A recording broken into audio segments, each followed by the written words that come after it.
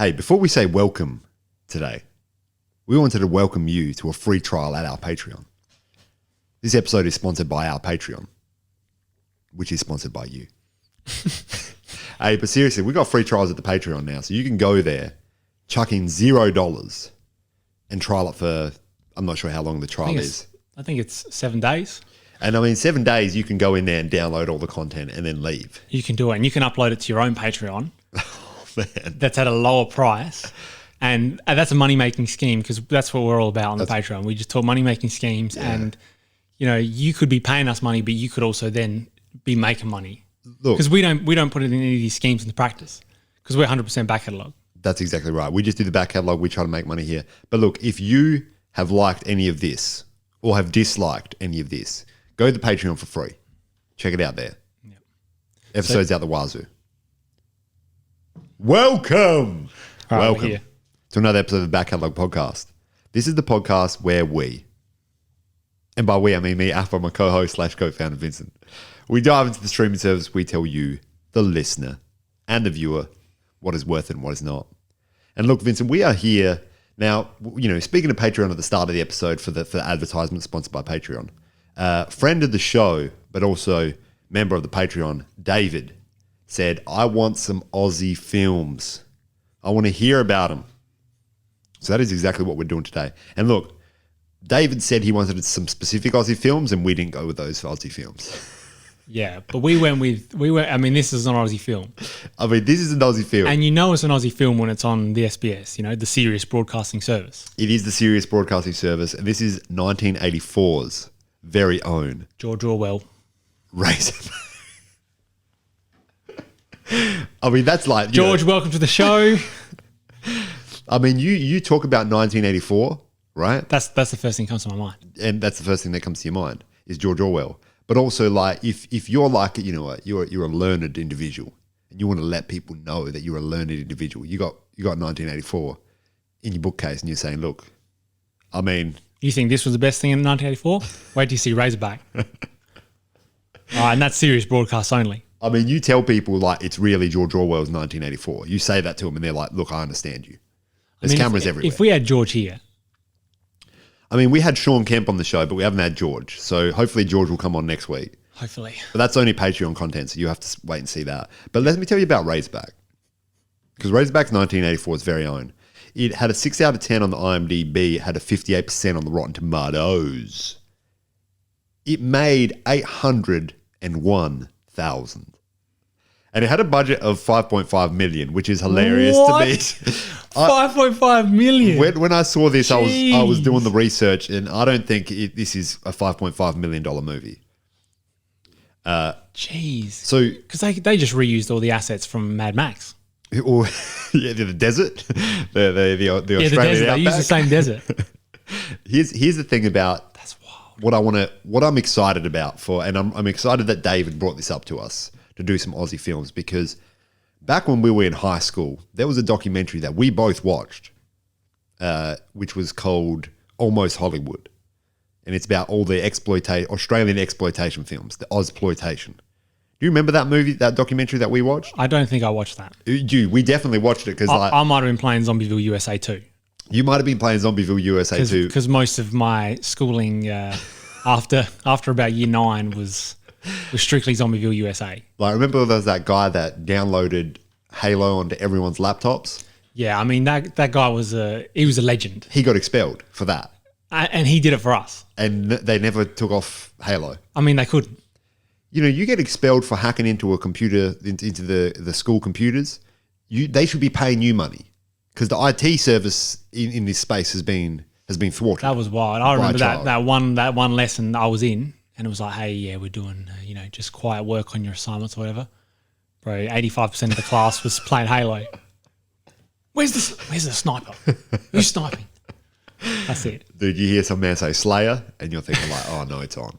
It's on. All right, so David said we want to do some Aussie films, and the Ozploitation films.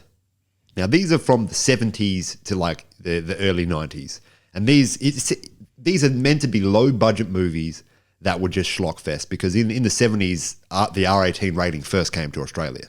So they're like, we're going to make horrors. We're going to make comedies. We're going to make movies that have a lot of sexploitation in it, in which Razorback doesn't, but we'll get into that.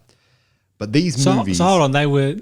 Okay, you keep talking about it. These movies were made to just like bring audiences into the cinemas, having them screaming, whooping, hugging each other, throwing popcorn in the air. So the way you said, start that off as Ozploitation cinema, I was thinking, they're spending 5.5 million, but 5.3 million is on like private jets and polish for the executives. Yeah, and this is the reason they're all low budget, but for some reason this one's 5.5 million, which I don't think is the case. No, that's definitely. I do not see where they could physically spend unless they created their own town like legally and relocated all those people, as in like that's now a place that is only because of Razorback. And then they did like gene splicing on boars. To get the Razorback like live on air. I mean, they were out there in the US, they were saying like, hey, you heard drop bears? And then some dude was like, hey, we can make drop boars. And then we'll make a movie.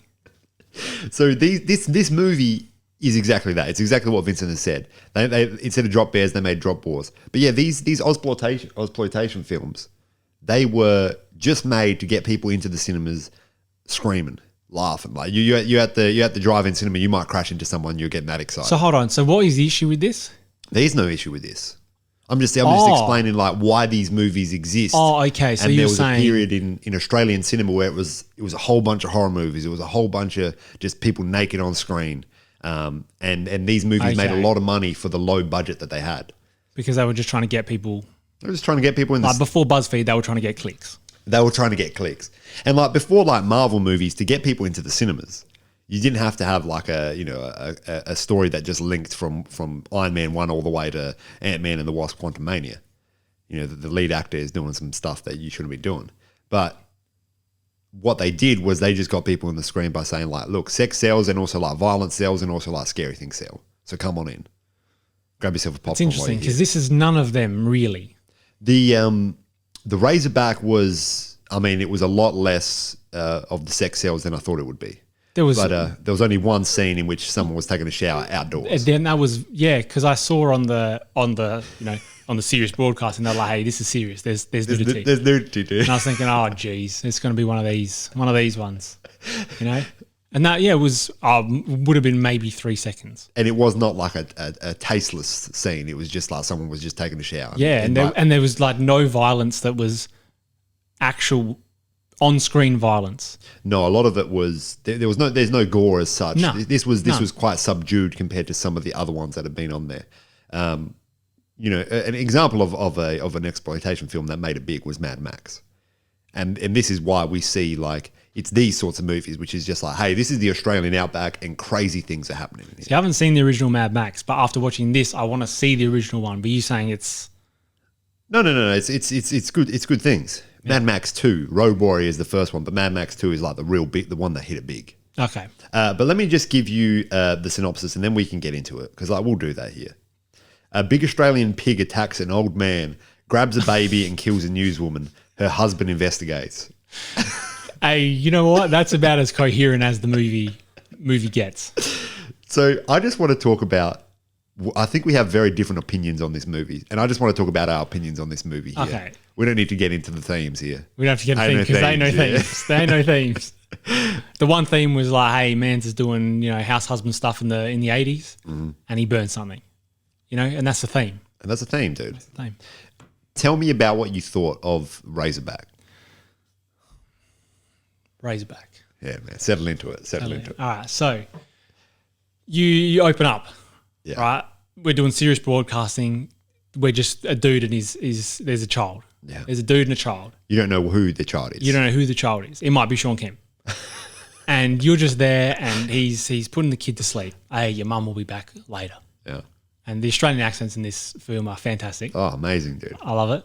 And then it just turns into, hey, this thing comes crashing through the house, looks like a train, and the house is now fully on fire somehow. Yeah. The baby's gone. The dude's there like shaking his fist at the sky. At the sky. Yeah. One of the most unbelievable opening scenes of a movie I've ever watched. We watched The Meg last week, and one of the things was it took a while to get to the Meg, and it took a while to get to the point.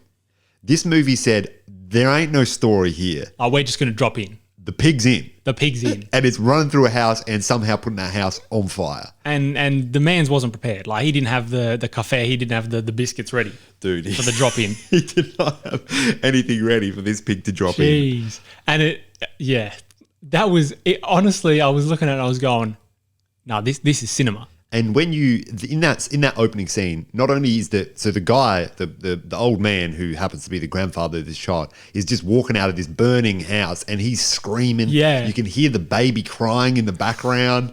It's just chaos. It's absolute chaos to start the movie. But not even the actual what's happening. The way it's shot, the shots were looking like primo quality at a primo price.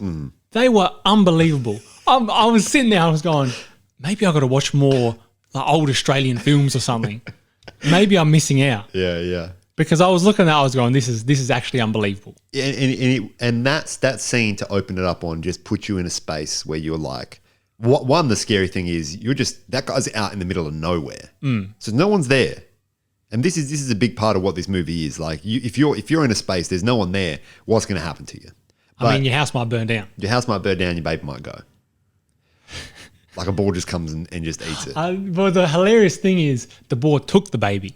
The boar didn't, eat the baby on cue. On premises. Yeah. It didn't drop in, eat the baby, drop out. It dropped in, took the baby, and kept going. Like was holding the baby either in its mouth or on its tusks. But then, the story revolves, as we know, around like this grandfather doing that, and also an American lady who's come to do some investigations on kangaroo killings. Yeah, because straight after that, they have a trial in the town, which is also hilarious. Because there's like two dudes in suits, but I don't know, where these heads have come from. Because the rest of them are just like townsfolk. They're just same as the judge. And this is like deep country New South Wales, which this place that we live in. I know that's where that is pretty far away from us, but you don't have to go very far to just go to nowhere. No, that's right. A lot of Australia is, which is crazy. A whole lot of nothing. Yeah, and it's like it's a perfect setting for a horror movie. It's a perfect setting for a post-apocalyptic movie. I mean, we see Mad Max, but like in this case, you're in this big open town, and there's Americans coming into it or Canadians coming into it later in the film. But that is just one. It's beautiful. But also it's terrifying because like you could be lost out there, which is what happens later in this movie. And just starting off in that town, I was like, I'm feeling at home here. I'm feeling at ease here. I have to say for the entire movie, and we'll get into my thoughts about the rest of the movie, as this podcast goes on. And you don't have to sign up for anything. Like this is free to air. This is free to air, but also like we got a trial, and you can do that free to air as well. Yeah. And the movie was, a lot of the scenes look good. And I don't know if it was just because of the kind of aesthetic of it was an old movie and it was mostly, I don't know, dark, but then there were spotlights everywhere for some reason. But it looked good, a lot of the movie, except for when they did like weird CGI stuff, which looked like, hey, we've got a shot and we're drawing on the... Yeah, so we'll talk about that a little bit later, but like there's some wildness. I want to talk about the Salvador Dali paintings that are just in the midst of things. Okay, we can talk about that. But yeah, no, I think when you don't have to do anything to this setting to make it look the way that it looks. No. You don't have to add things in. You just have to have nice lighting. You just have to have nice lighting. And that's what they've got. And that's what they got. And it ends up being really good. Yeah. So anyway, that's essentially the movie is, hey, we've got this crazy opening scene. The dingo didn't take my baby this time. It was the boar. Yeah. We're in court. Dude gets, there's not enough evidence. Well, yeah, that's right. Which, I mean, a jury like that, you could have gone either way because realistically... who the hell knows what's going to happen? I mean, the whole town looks like they hate him, but then later they are okay with the man. There's no real story here. No. And then we cut to New York. There's a animal rights reporter, journalist. She's got a story in Australia. Now we're in Australia and she's looking for kangaroos. I would say the New York scene is the only lull in this movie because you just had to present this character Yeah. who you think is going to be the main character for the rest of the movie. Yeah. And then she just dies. Yeah. Like brutally dies. And there's a scene in that's like, you know, it's scary what's going on. I was worried when that scene came up. You're thinking this is where the nudity is coming. I was thinking this is where the exploitative material is, but thank God it didn't go. I mean, thank God she just died by the boar. I mean, that's where you were at that point. Here's the thing about this part of the movie. The scariness, the horror aspect of this is very little to do with the boar. There's very little to do with the Razorback. Yeah. It's to do with these three heads. There's three of them? There's three of them, right? Or is it just two guys? There's two guys. But two then brothers. sometimes he hasn't got glasses on. I thought it was a third Sometimes he's laughing real weird and sometimes he sounds coherent. Which confused me for a lot of the movie. It is two heads. It's the two brothers, but one of them wears glasses sometimes and other times he's got like a false eye. Yeah. And that's why I thought it was three guys. But it's actually just two guys. They are some of the most terrifying individuals I have ever seen on screen. Because they're like, you would be, if you're doing like meat packing for dog and cat food in the middle of nowhere, that's what you might be like. And that meat packing plant is scary. That's something out of a horror movie, and this is a horror movie. And this is a horror movie. But there's these two characters, I can't remember their names, but there's this one actor who's like, I'm going to call him the Australian like Jim Carrey on methamphetamines. Because he kind of has Ace Ventura vibes. The way that he walks. Yeah. There's a part where he's running away from like the Razorback and a Canadian man, and he's just slipping and sliding. And then he puts headphones on. He's chaos. Yeah. If you were to look up chaos in the dictionary, you would see that guy. And he is so terrifying. I'm thinking like, we know, we've probably met, not necessarily know, a version of that. This is obviously a more extravagant version of what you've met before, where it's just that dude where you're like, I don't know what he's going to do next. Yeah, I want to be in like further than arm's distance from him. And if I'm arm's distance from him, I hope he thinks I'm his mate. Because even if he does think I'm his mate, I could still be in danger here, in peril. You know what was also terrifying? Both of them laughing was terrifying. Yeah. And that was one of the most sinister laughs I've heard on camera. So I think that these guys, one of the reasons that this movie, I really like this movie, but one of the reasons I think this movie is so good is because these dudes just like, they acted. And I don't know, maybe they didn't act. Maybe that was just them. But they made this whole movie terrifying. Whenever they were on screen, I was just worried someone was going to die. Yeah, you didn't know what was going to happen. I was thinking like, because the reality is they attempt to kill multiple people. Yeah, It's not like they accidentally like ran someone over.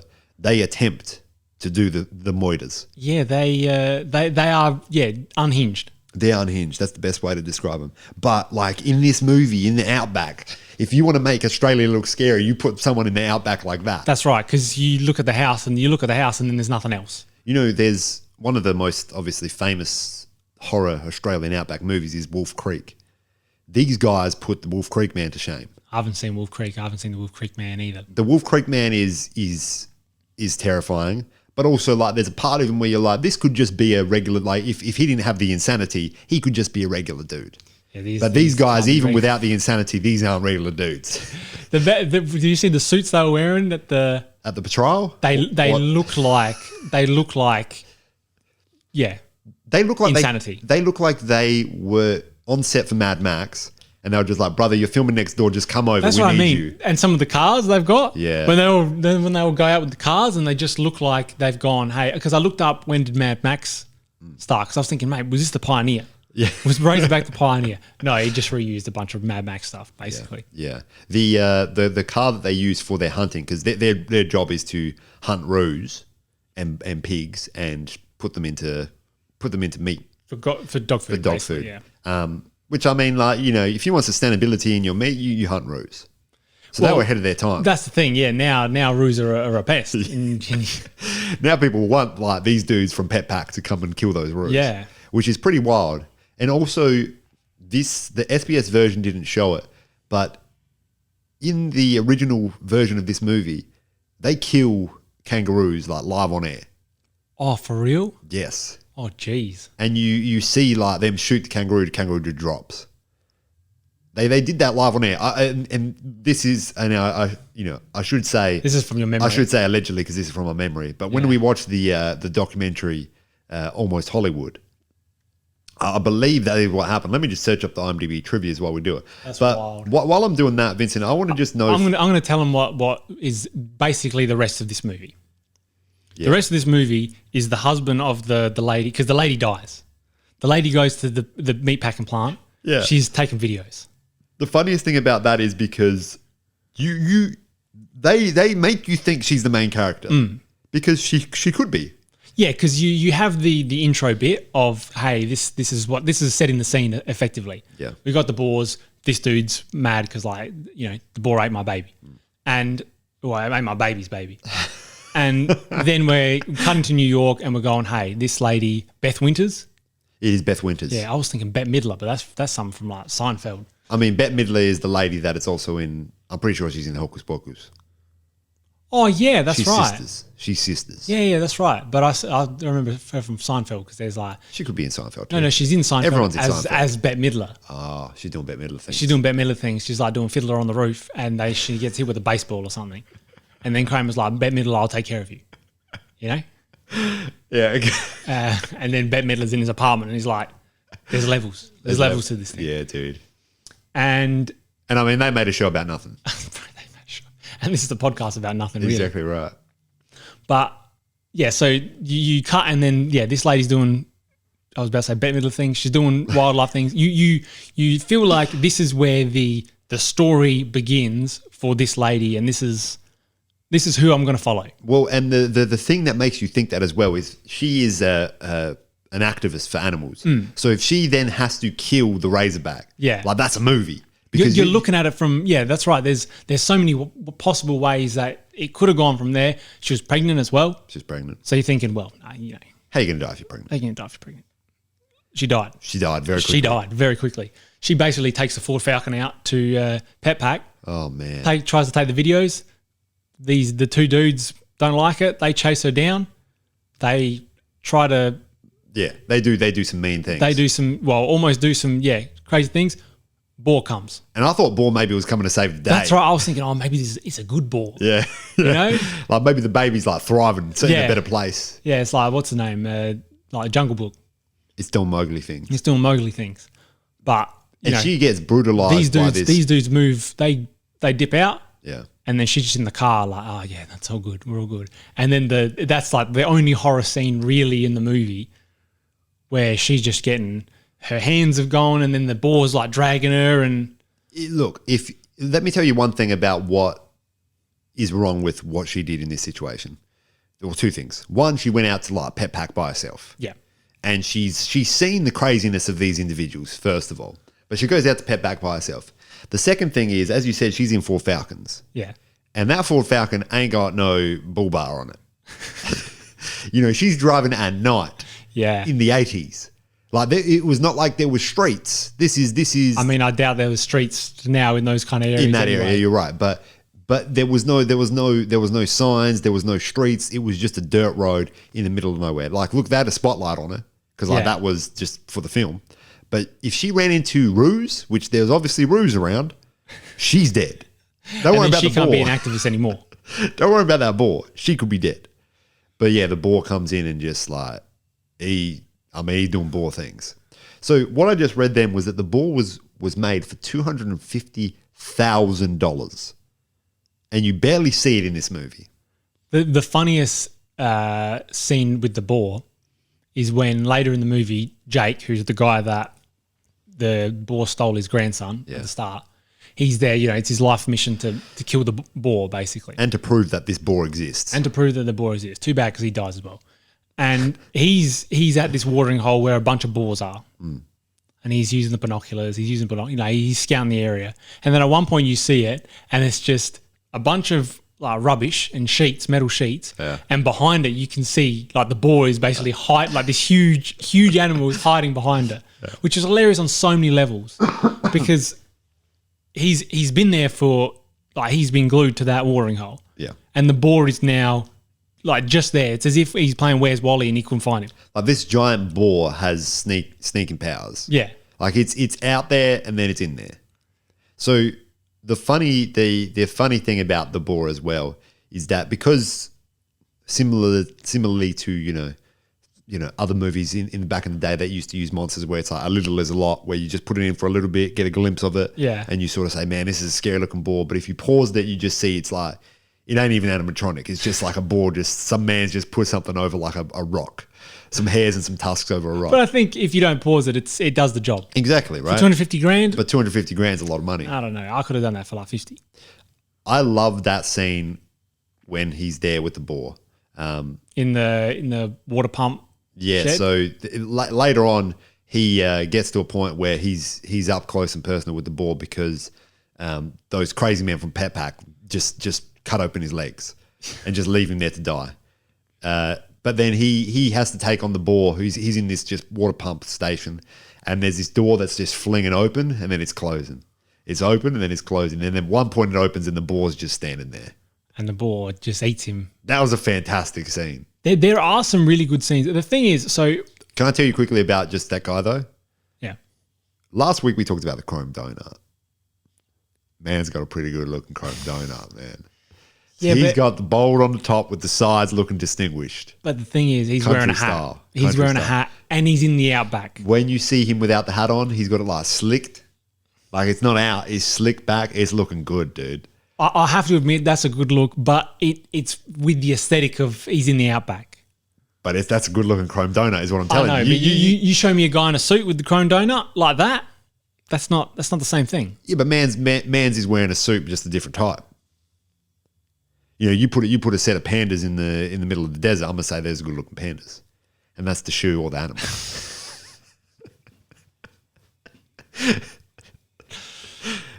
I mean, you see what I'm saying? I don't care about context right now. I care about the dome, and the dome looked good.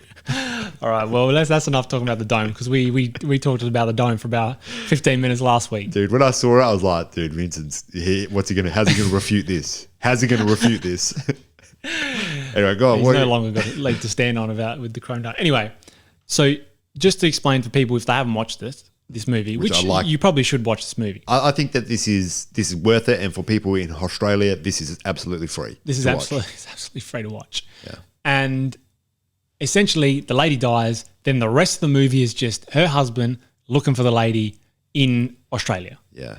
That's the movie. He's the main character. Fantastic. Which is it's great, but like he's the dumbest person like ever.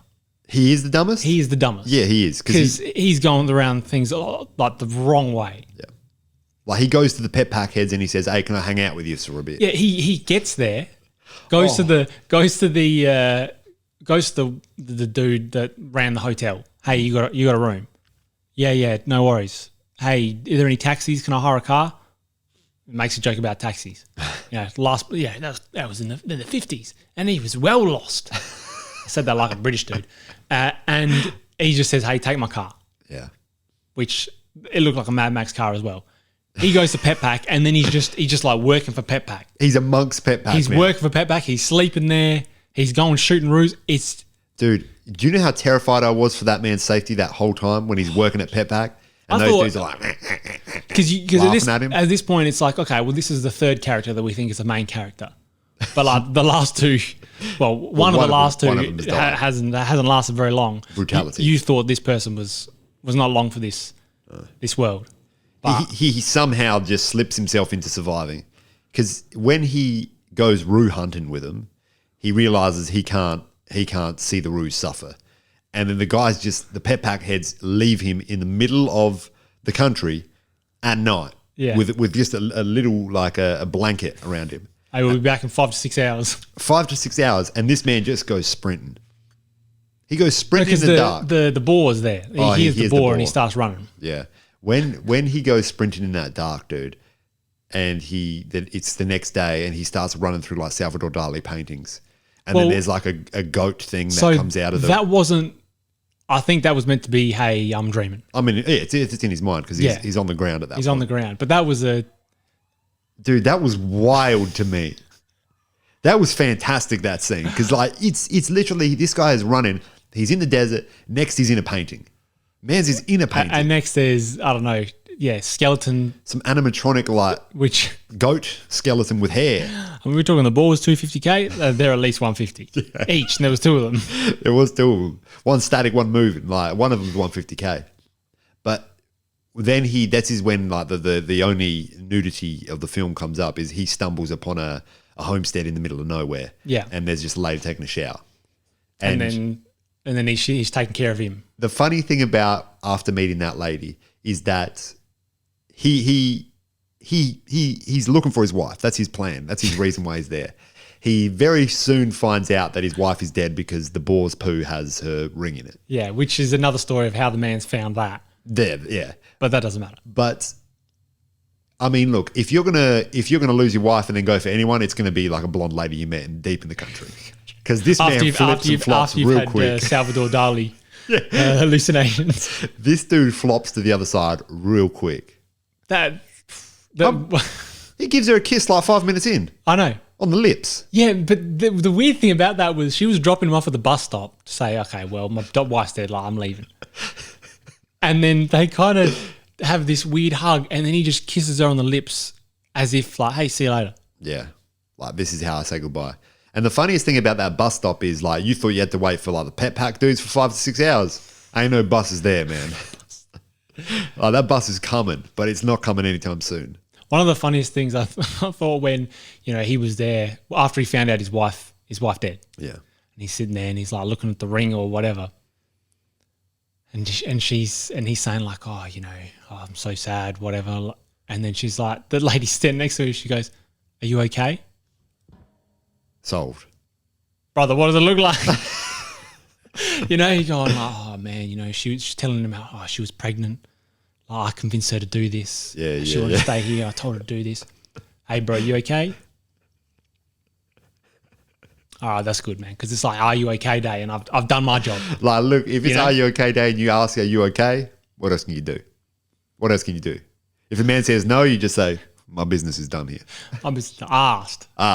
This is what it told me to do. I did it. Yeah, no, their relationship should not lead to one that is, I mean, at the end, obviously they save each other's lives, but before that, there should be no relationship here, other than the fact that like they're both good-looking people in the middle of the outback.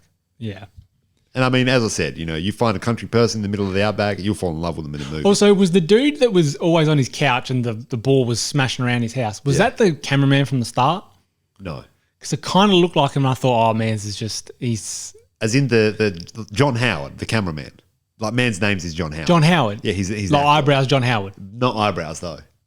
That's like when wild. he goes to the store, he doesn't browse, but John Howard does. I mean, John Howard will be there for days. But that guy's name is John Howard. I'm pretty sure hilarious. He's been in many a home and away sort of things. Anyway, that's another hilarious scene. There's a guy just sitting on the couch. He's watching some Australian TV, and he's laughing. He's going, "This is hilarious." And then the boar somehow uses a chain and rips half of his house off. With the TV. With the TV. So the TV's on for a bit and it's just getting further away and he's just sitting there with his beer and he's just looking at it going, because I mean, realistically, what are you going to do? You can't run after I can't run after TV. That's such a TV funny gone. scene because I thought he was going to die. I thought that man was going to die. Because that was the second time. That was the second time he was in and the boar was there. Because the first time the boar hits his shed, then he sets up a trap. And that's how the boar gets the chain and then takes his TV away. I was thinking, what the boar's like rigging this house. He's gone. But there is a corner of the house that gets taken away. And as that TV just gets further and further away, dude's just sitting there like a stunned mullet. That's fantastic, man. There are, my biggest criticism of this movie was it was just incoherent. It was chaotic. You're there, you're following this Canadian dude. From up until then, it was probably, it followed on fairly well. Yeah. As soon as it came to this Canadian dude, he was just making all the wrong decisions. These pet pack people were wild, but that's just how they were. And I don't know, this lady's then doing research things and they're tracking the boar. It seemed like there was meant to be a big, it seemed like they started off with, hey, there's a boar, a man's wife dies, he's got to find his wife. Yeah. Then he finds out she's dead. But we've got to add more to it. Okay, there's a lady who's doing research on boars. Sweet, that's all we're doing. Oh, but wait, there's another guy. He's not going to die, and he's not a character in this movie, really. Like, he's not a main character, but like his TV gets taken away about like 3/4 of the way through. You think this might be like the final battle. It's not. Yeah, and then we've got everyone's going like that. Looked like Mad Max. Oh yeah. Hey, I found where the boar is. We've got him. We've tracked him. Everyone's got their guns. Let's go kill this boar. It was the wrong boar. They find a little piglet. They find a little piglet. They go back to the pub. Yeah. They find the real boar. The dude's dead. The Jake, he's he's dead. Yeah, the boar man. But I would say for this movie, because we got to get out of here because it's 35 minutes in. I would say that if we look back at the last 5 movies that we did on this podcast, this surpasses all of them. I think that this was, not only was it a fantastic movie in and of itself, but it has made me excited to just go through. I searched up just Ozploitation films. I think we've got to watch more. I want to watch Mad Max, the original one. Well, we got to watch the one that, I think it's called Wake in Fright. That is the one that... that is the one that David recommended us to watch or wanted us to watch. And that is also rated as one of the top, like, number 1. Actual good movie? Ozploitation movies. What's this one rated? I didn't hear you at the start. I wasn't paying attention. Oh, it's like, it's mediocre. Yeah, that's fine. Yeah. I think this movie... Yeah, I mean, the end scene was pretty funny. You know, the Canadian dude's in Pet Pack. He's going there. He's like, oh, I know it's those crazy dudes from Pet Pack that, you know, were here or whatever that killed the other dude. Yeah. Not important. And then he's there and, yeah, they die from the boar. He lets one of them go down some like mine shaft or something. Yeah, dude. That's hilarious because he was kicking sand at him. And then they're doing like horror things in the Pet Pack. And that's the movie. I mean, that final scene is fantastic. I think you go through this movie. The only lull in this whole movie is just the New York scene, but you had to set that up. And then everything else is fun. It's crazy. It's chaotic. Yeah, I wish it was less chaotic in terms of what the dude was doing. You wanted him to have a plan. I wanted him to not do dumb idiot things the whole time. He just rolled up to Pet Pack and he's like, from here on, I'm just doing dumb idiot things. Yeah. Yeah. Because as soon as you go, hey, I'm going to check into the hotel. Hey, give me your car. All right, I'm in Pet Pack. Like I'm like, hey, this steam room it's over the pressures. It's too high pressure. And now I'm apparently on the payroll. I'm now shoveling just like blood and guts. That's so funny how quickly he gets onto the payroll. It's like the same scene basically. And it happened so quickly that this guy became a part of the Pet Pack crew that I had to pause, see if you rewind, and say, did I fall asleep? And let me tell you, I didn't fall asleep in this movie because there was too much chaos to fall asleep in. But that part, I thought something had happened and my time had skipped. But I'm going to tell you one thing and one thing. The other thing about this movie, I don't know if you noticed, the shots were not, like they had shots mixed in that were obviously not of the same kind of action. So, for example, you had the lady in the car that's getting mauled by the boar. Yeah. And one time her arm's on this side, and then like the next time her whole head's on the other. Like they obviously didn't put them in logical sequence, really. And that's just to go. And that was hilarious because I'd also noticed. I think they used the same shots multiple times. Oh, most definitely. Which was kind of funny because you had the boar running into the house at the start, and it was running on the porch. Yeah. And then it crashed through, and then it was running on the same porch again, and then it was out through the other side, which was hilarious. And who knows what time of day it was at any point, because she goes there and it's like pitch black at night, and then it's broad daylight when she's at Pet Pack. That's right. You notice that? It's look. The whole movie is chaos. It is chaos, and I think that adds to the chaos. Yeah. And that could be intentional. You know, when you have the hand over here, then the head's over here, your head went that way, your legs went that way. That could be chaos added by the director and the editor to be like, there's craziness going on. You don't know what's happening. That's why it's crazy. We don't know what's happening either. Or it could be like, brother, we didn't get enough shots. We just got to put this in. And we spent $250K on this boar. And we spent $5.5 million apparently. I want to know where all that money went. I don't know where that money went, man. Anyway, we're just doing Australian. It's Ozploitation from now on. But let me tell you one thing. That was Razorback. And there's been the back catalogue.